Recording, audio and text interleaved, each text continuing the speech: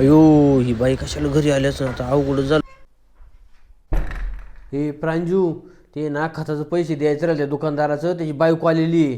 ती जर काय म्हणली ना तू सांगायचं पप्पा घरी नाही, पप्पा गेले बाहेर. बर पप्पा, पण तुम्ही एक काम करा, दर्जा मागे लपून बसा. ए पोरी, तुझे पप्पा कुठे गेलेत गा? अहो काकू, तुम्ही जर 5 मिनिटापूर्वी आले असते ना तुम्हाला माझे पप्पा भेटले असते, पण ते मगाशीच बाहेर गेलेत. अगं मी 8 दिवस झाले चक्र मारते पण तुझे पप्पा भेटत नाहीत. आज मी एक काम करणार आहे ना, इथेच बसून राहणार आहे, बघू तुझे पप्पा कसे भेटत नाहीत. नहीं सारुण के यहाँ कुछ तो गड़बड़ है. 2 महिन्यापासून माझा नवरा फोन करतो, त्यांना फोन सुद्धा उचलता येत नाही. त्यांना काय परत खत लागणार नाही का? 5-5 हजार रुपये लोकांची बुडवायला काही वाटत नाही का? अहो काकू, देते ना माझे पप्पा पैसे. काही झालं ना तरी आज मी पैसेच घेऊन जाणार आहे इथून. काकू, तुम्ही आज इकडे आले, तुम्हाला दुकानात काम बिम नाही का?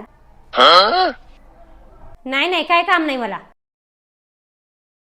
काकू, तुम्हाला भूक नाही लागली का? हा, मला पण भूक लागली. अहो जा मग तुम्ही तुमच्या घरी जेवायला. अगं पोरी, त्याची काय गरज नाही, मला माहितीच आहे असंच होणार आहे, म्हणून मी घरून डबा घेऊन आलेले.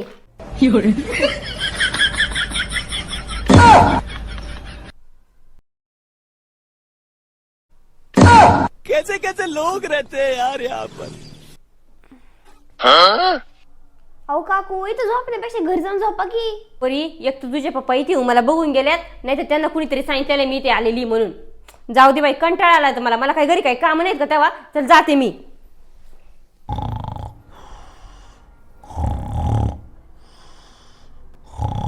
काय ग, कोणाचा आवाज येतोय? नहीं सारुण के यहाँ कुछ तो गड़बड़ काही है. नाही काकू, टीव्ही बघते ना मी, त्यात त्याचाच आवाज येतोय. तू काय मला वेडी समजतेस काय? कोणीतरी घोरण्याचा आवाज येतोय.